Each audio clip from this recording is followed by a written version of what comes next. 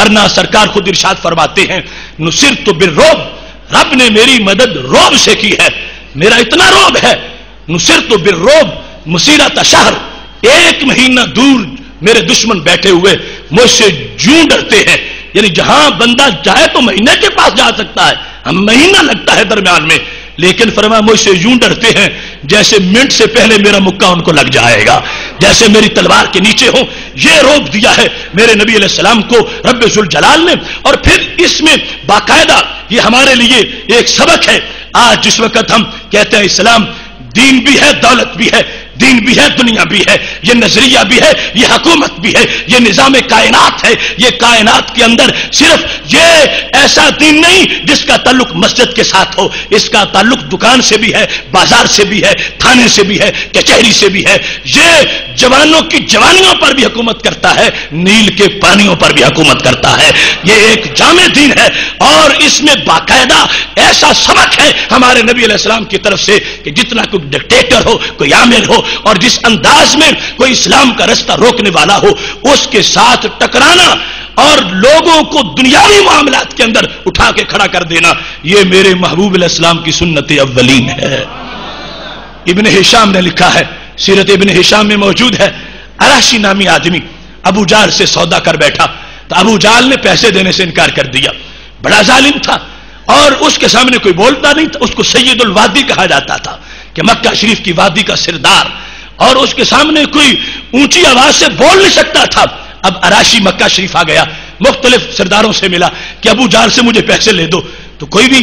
آگے سے یہ نہیں کہتا تھا کہ میں ساتھ چلتا ہوں۔ بالآخر جب وہ ایک دن حرم شریف کے پاس آیا تو ہمارے نبی علیہ السلام وہاں بیٹھے ہوئے تھے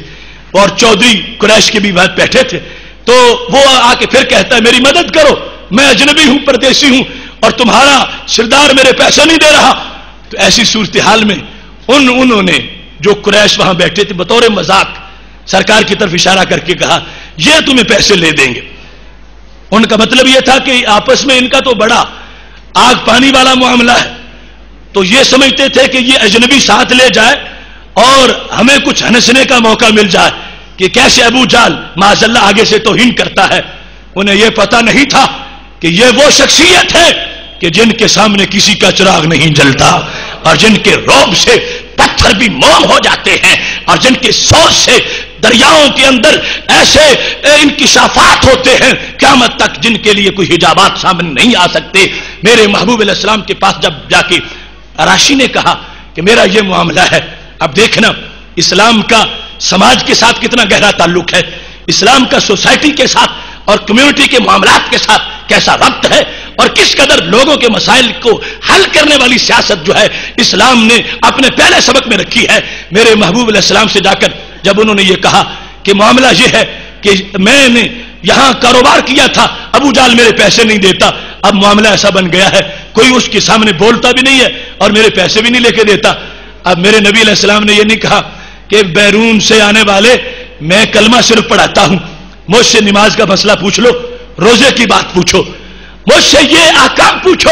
اگر تمہارا پیسہ کہیں پھنس گیا ہے تو میں کیسے نکال سکتا ہوں، یا میں تمہارے ساتھ نہیں جاؤں گا، ہرگز ایسا نہیں۔ اس نے ایک بار کہا، دوسرے لمحے سرکار تیار ہو گئے۔ سید عالم نور مجسم شفیع معظم صلی اللہ علیہ وسلم اب ایک اجنبی بندے کے ساتھ، دیکھو جو اجنبیوں کو یہ ریسپانس دیتے ہوں ان کے ہاں غلاموں کا مقام کتنا بڑا ہوگا اور ان کے مسائل کے حل کرنے کا انداز کیا ہوگا۔ ایسی صورتحال کے اندر توجہ کیجئے، جس وقت وہ اراشی ابو جال کی طرف جانے کے لیے ہمارے محبوب علیہ الصلوۃ والسلام کو ساتھ لے کے نکلتا ہے، میرے نبی علیہ الصلوۃ والسلام چلتے ہیں۔ اب ایک ظالم کے سامنے جانا، ایک محلے کا وہ بدماش جس نے کمزور لوگوں کا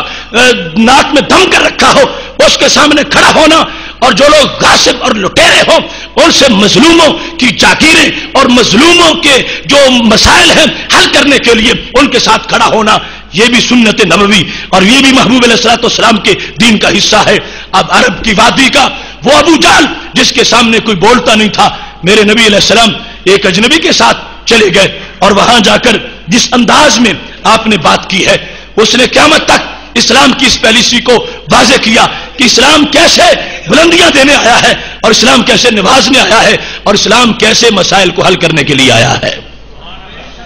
اب یہاں صورتحال ایسی ہے کہ جس وقت محبوب علیہ الصلوۃ والسلام وہاں پہنچے، ابو جال کا جو ہی مکان آتا گیا، سید عالم نور مجسم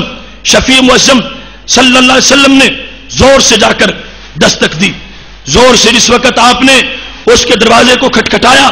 تو وہ بڑا متعجب ہوا کہ میرا دروازہ آج تک کسی نے ایسا نہیں کھٹکھٹایا جیسے آج آواز آئی ہے۔ وہ سردار تھا، اس کے مختلف خاموش اس کے مختلف انداز تھے، آداب تھے، تو اس انداز میں جس وقت اس نے دروازہ کھٹکھٹایا ہے تو محبوب علیہ السلام کے دروازہ کھٹکھٹانے پر اندر سے وہ آیا اور بڑا پریشان تھا، چہرے کا رنگ اڑا ہوا تھا کہ پتہ نہیں میرے دروازے پہ کیا قیامت آ گئی ہے۔ جو ہی وہ آتا گیا تو میرے محبوب علیہ الصلوۃ والسلام نے فوراً اس سے بات کی ہے، اور پاک محبوب علیہ الصلوۃ والسلام کا انداز یہ تھا جب اس نے اندر سے پوچھا تھا کہ من ھذا، یہ دروازے پہ کون ہے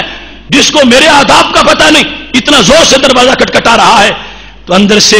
جب اس نے یہ پوچھا تو میرے نبی علیہ السلام نے فرمایا محمد فاخرج الیہ، میں محمد ہوں صلی اللہ علیہ وسلم اور جلدی میرے دربار میں حاضر ہو جا۔ فاخرج الیہ، باہر نکلا، فخرج الیہ وما فی وجہہ من رائحہ، باہر نکلا تو لگتا تھا یہ جسم ہے اس میں جان نہیں ہے، یوں رنگ اڑا ہوا تھا۔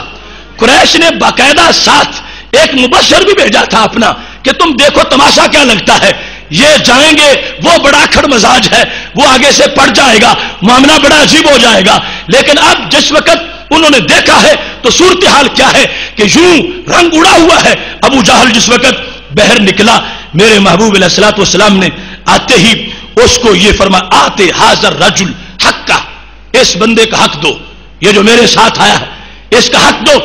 اب ابو جہل وعدہ کرتا 2 دن کا 4 دن کا، یا کہتا کچھ دیتا ہوں کچھ بعد میں دوں گا، یا کوئی بات ہی آگے سے کرتا، اس کی مجال نہیں تھی۔ اس طرح سہم گیا، اتنا ڈر گیا، کہتا صرف مجھے ایک بار گھر داخل ہونے دو، میں دوبارہ باہر نکلتا ہوں۔ گھر گیا اور سارے پیسے لے کر اس بندے کے واپس آ گیا، اور اس کو دے کر اس نے اپنی طرف سے اپنے دامت کا بھی اظہار کیا، اور اتنا سہما ہوا تھا۔ اب جس وقت یہ آراشی پھر کعبہ کے پاس گیا، وہ دوسرے سردار انتظار کر رہے تھے کہ پتہ چلتا ہے کہ کیا ہوا ہے۔ اس نے کہا ایسا بڑا حوصلہ میں نے کسی کا نہیں دیکھا جتنا بڑا حوصلہ اس انسان کا ہے، میرے ساتھ گیا ہے، میرا کام بن گیا ہے۔ قریش کو انتظار تھا کہ یہ آ کے کوئی چگلی کرے گا، یہ کہے گا یہ تو بول نہیں سکے تھے، لیکن معاملہ بالکل برعکس نکلا۔ ان کو شک ہوا کہ شاید یہ صحیح نہیں بول رہا، اپنے مبشر کو بلایا، تم بتاؤ کیا ہوا؟ اس نے کہا وہ کچھ ہوا جو کبھی نہیں ہوا، ہم جس کے سامنے سہمے رہتے ہیں وہ ان کے سامنے گیدڑوں کی طرح پیش ہوا ہے۔